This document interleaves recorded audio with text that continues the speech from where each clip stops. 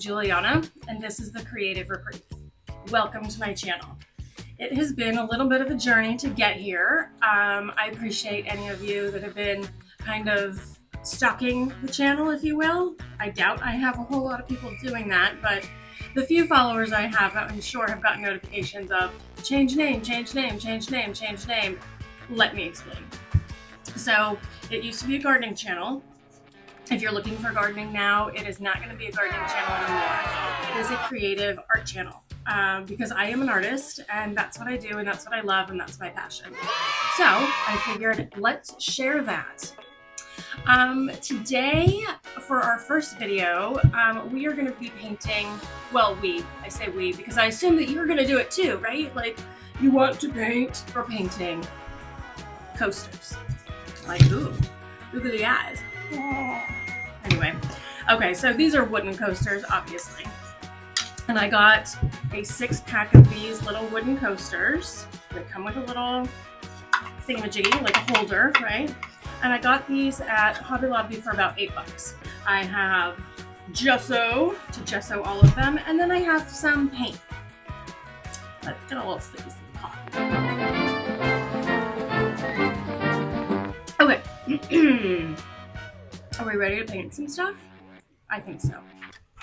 Okay, so, and I forgot to tell you, like the most fun part of this whole project is we're using photos for the coasters. They're not just painted. Good grief, I really, it's trying to get, I need bullet points, clearly. If you're still here, thank you. So we are putting adorable little pictures on these coasters.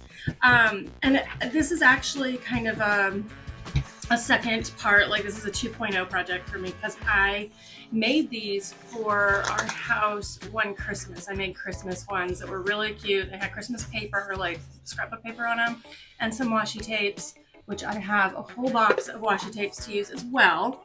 So if you've got washies, break them out. If you've got Poscas, break them out. Break out whatever supplies you want to use. You don't even have to use photos.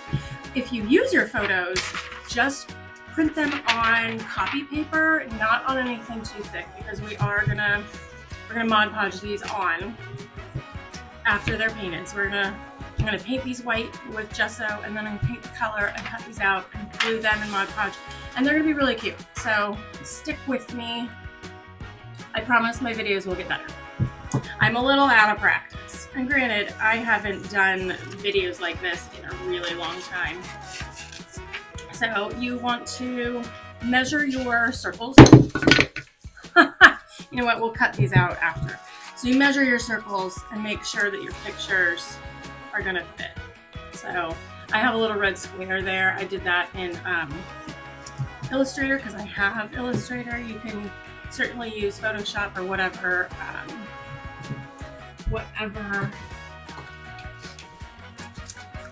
photo editing, or I mean, I suppose you could do it in Word or whatever. I don't use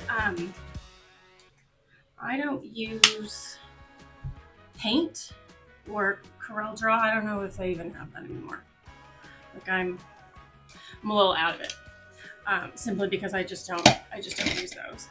But anyway, find a way to do that, or you could just take your pictures to like a Kinko's or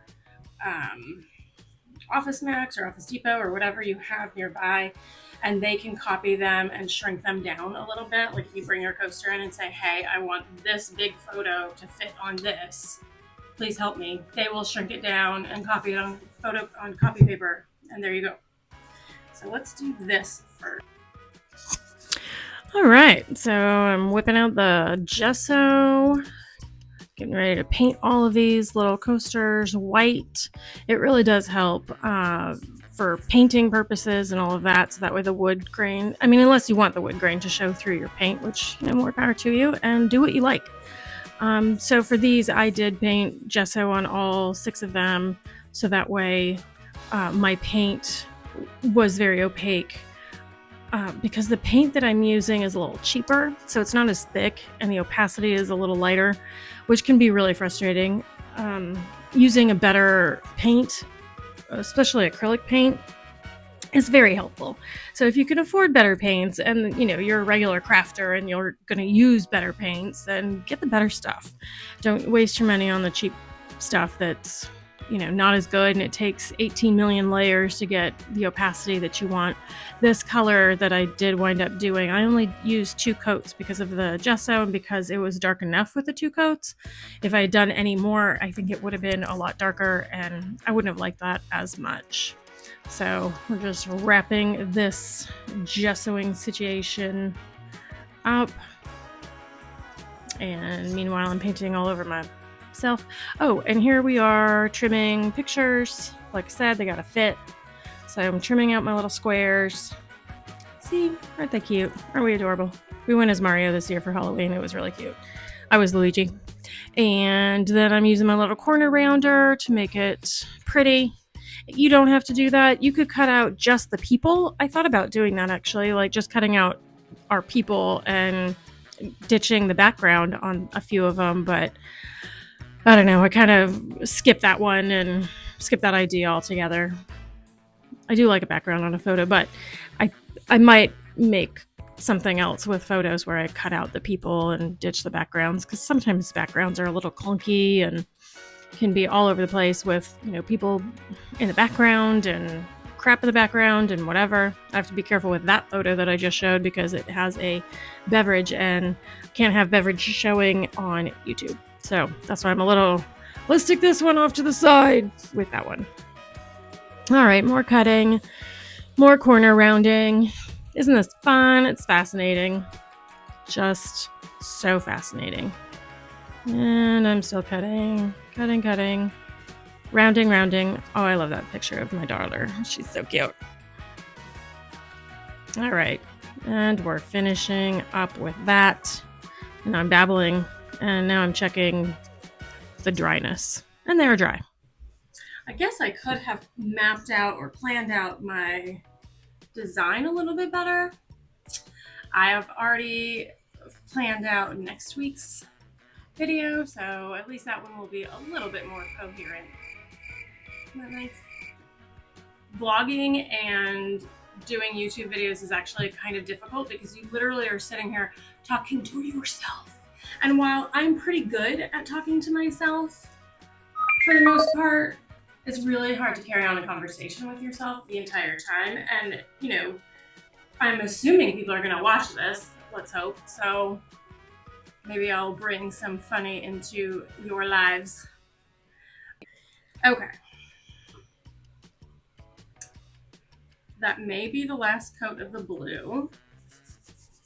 And I have the hands to prove it. There's so nice and clean on this side, huh? That's fine.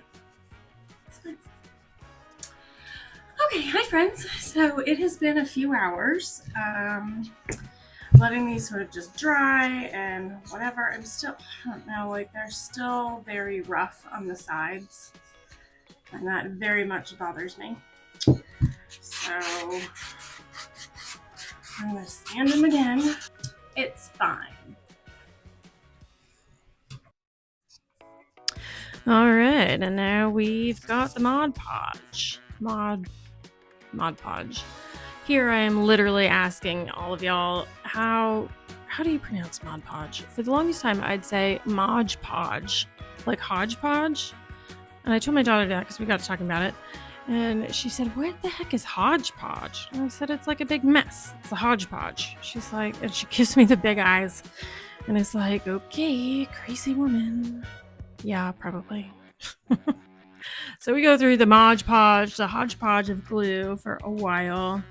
You do not need to buy hodgepodge. You don't need to buy Mod Podge necessarily. I just use it because I still have it. I have a lot of it. You can also just use Elmer's white glue. I don't recommend using a glue stick. You need like a wet glue. Although I will say that Elmer's can sometimes ripple the paper. It doesn't work as well over the top.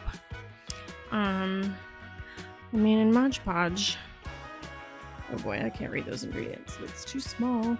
Somewhere online it says it's literally like glue and water. So I don't know. I don't know how much truth there is to that. I haven't really investigated it. like I said, I have a lot of this stuff. People keep giving it to me, or I keep finding more bottles. There was a time that I guess I bought a lot of it. I did use that little card, that Happy Halloween card down there. It's just a gift card that I got from Target, I think, to just kind of press down on the photos to make them a little bit more even, so that way they don't ripple, and then that way they stick down. So I do that before I do the top, just like that, like so. And more of the hodgepodge glue, the hodgepodge, Mod Podge. And then we move on to the varnish. So you can see that I've put my little decor on. I put my tape, and then I did little labels on some kind of thick vellum paper that I had laying around. I just used a Posca pen, and I wrote down where we were and the date, just kind of the year and the date. That way, you know, you've got a little bit of extra something on that in case somebody comes over and is like, oh, that's such a cute little picture. Where were you? Where was this? And it's already there. So that's just me. You certainly, like I said, make these your own. Make them fun. Do whatever you want. You could use stickers. You could do an entire coaster full of washi tape and different patterns and whatever, and make plaid out of it. I don't know. You could collage stuff on that if you are a collager.